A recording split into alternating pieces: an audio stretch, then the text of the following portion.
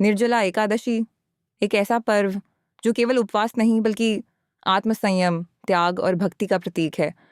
इस व्रत का उल्लेख पद्म पुराण जैसे पवित्र ग्रंथों में भी मिलता है।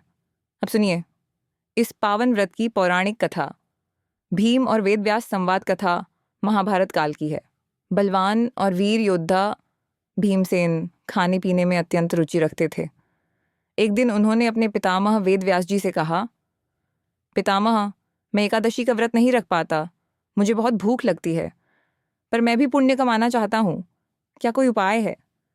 वेदव्यास जी मुस्कुराए और बोले, यदि तुम वर्ष भर की एकादशियों का व्रत नहीं रख सकते तो केवल एक व्रत रखो, निर्जला एकादशी का। ये व्रत ज्येष्ठ मास की शुक्ल पक्ष की एकादशी को आता है, जो आमतौर पर मई या जून के महीने में पड़ता है।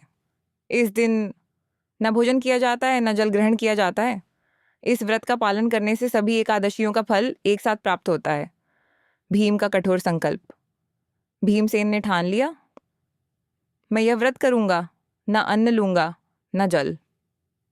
गर्मी का दिन था, शरीर पसीने से भीग गया, पर भीम डटे रहे।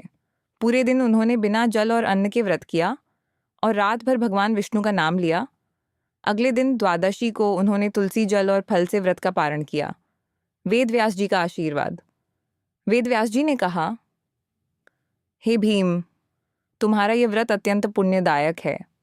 अब ये व्रत तुम्हारे नाम से भीम एकादशी के नाम से भी जाना जाएगा।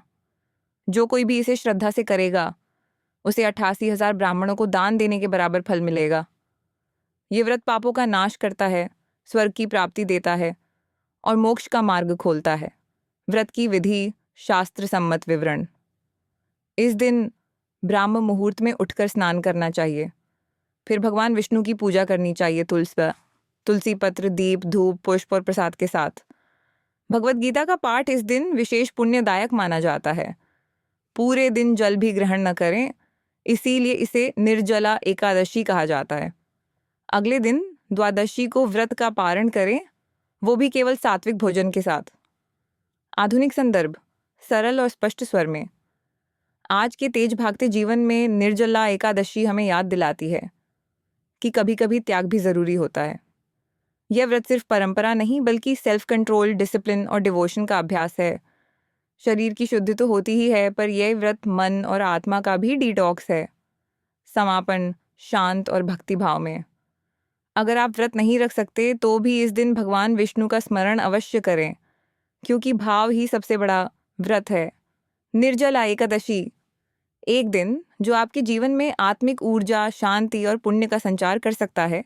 AUM नमो भगवते वासुदेवाय। हरि बोल।